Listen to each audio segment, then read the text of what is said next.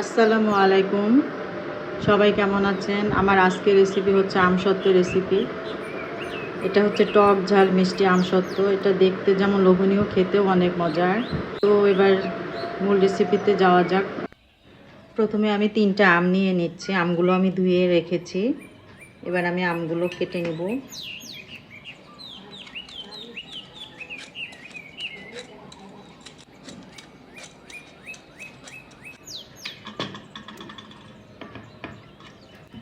আমি আম 3টি ছিলে নিয়েছি। এবার আমি আমগুলো কাটবো। ছোট ছোট পিস করে কেটে নিব আমগুলো।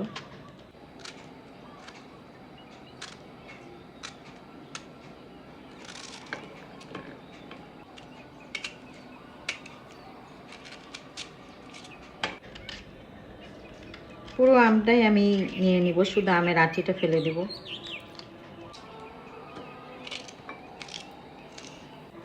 আমগুলো আমার কাটা হয়ে গিয়েছে। এবার আমি এগুলো সিদ্ধ করে নিব। তো এবার চুলায় যাওয়া যাক। আমি এখন কড়াইতে 2 কাপ পানি দিয়ে দিচ্ছি। সেখানে আরও 1 কাপ পানি দিয়ে দিলাম, মোট 3 কাপ পানি। এবার এর মধ্যে কেটে রাখা আমগুলো দিয়ে দিব।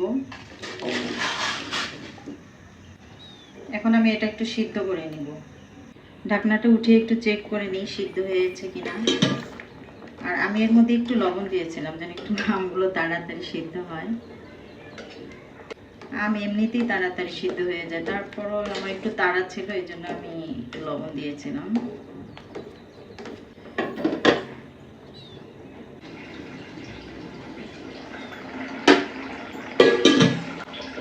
আমগুলো সিদ্ধ হয়ে গিয়েছে। আমি একটু ম্যাশ করে নিব। আপনার ইচ্ছা করলে ব্লেন্ডারও করতে পারেন। এটা সুন্দরভাবে ম্যাশ করা হয়ে গেছে। এবার আমি এটা ছেঁকে নিব।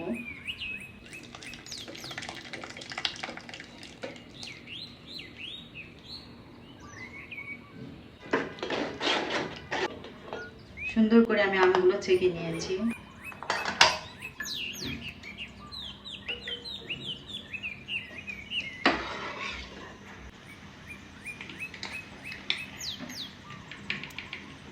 এবার চিনি দিয়ে দিব।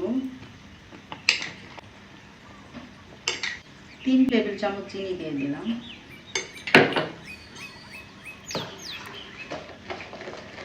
আমসত্ত্ব বানানো অনেক সহজ।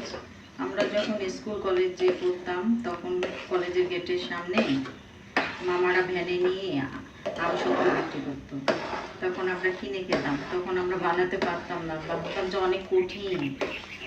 কিন্তু এখন বড় হওয়ার সাথে সাথে দেখতেছি অনেক সহজ।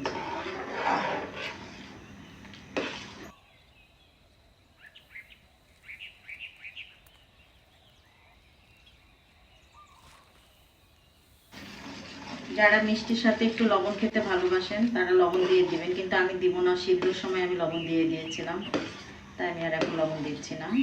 আপনারা চাইলে এক্ষেত্রে একটু লবণ দিয়ে দিতে পারেন।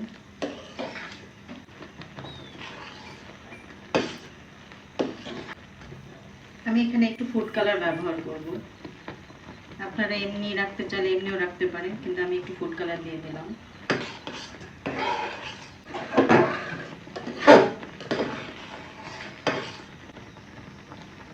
এখানে আমি শুকনা মরিচ আর 5 ফোড়ন দিয়েছি, একটু ভেঙে নিয়েছি ব্লেন্ডারে, অথবা আপনারা শিলপাটাও বাটতে পারেন। পুরোটা মিহি করিনি, আমি অল্প অল্প এটা দিয়ে দেব।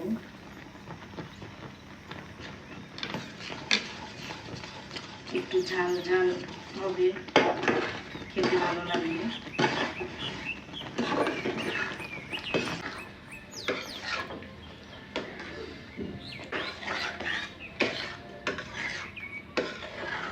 এটা আমার হয়ে গেছে।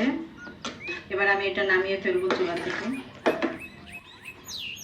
এবার আমি এই পাত্রটাতে একটু তেল দিয়ে দিচ্ছি, কারণ আমি এখানে আমসত্ত্বগুলো ঢেলে দিব, সেট করব এখানে।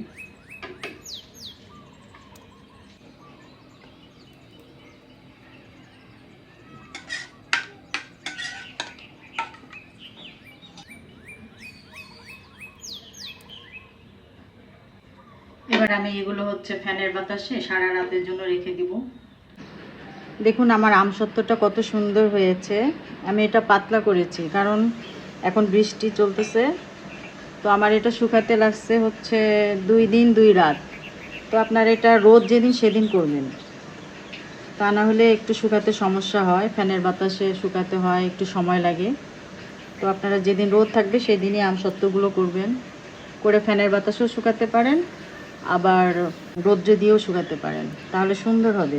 তো এবার আমি এটা উঠিয়ে দেখাচ্ছি। এটা আমি একটু এক সাইড থেকে করলে সুন্দরভাবে আস্তে আস্তে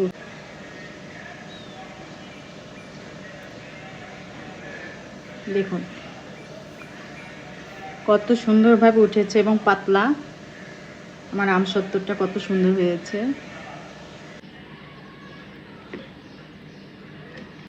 মাঝখানে আমি আরেকটা কাটা দিব, মাঝখানে আরেকটা কেটে আমি এবার রোল শেপ করে নেব।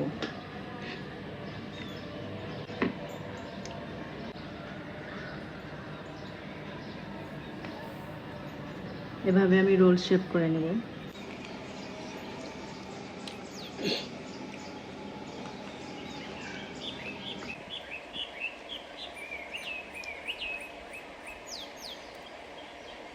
তো আমার সবগুলো হয়ে গেল রোল করা।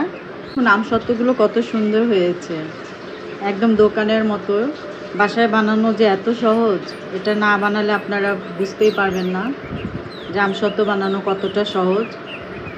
তো আপনারা সবাই বাসায় ট্রাই করবেন, আমসত্ত্ব বানাবেন। আর সবাইকে ধন্যবাদ, ভালো থাকবেন।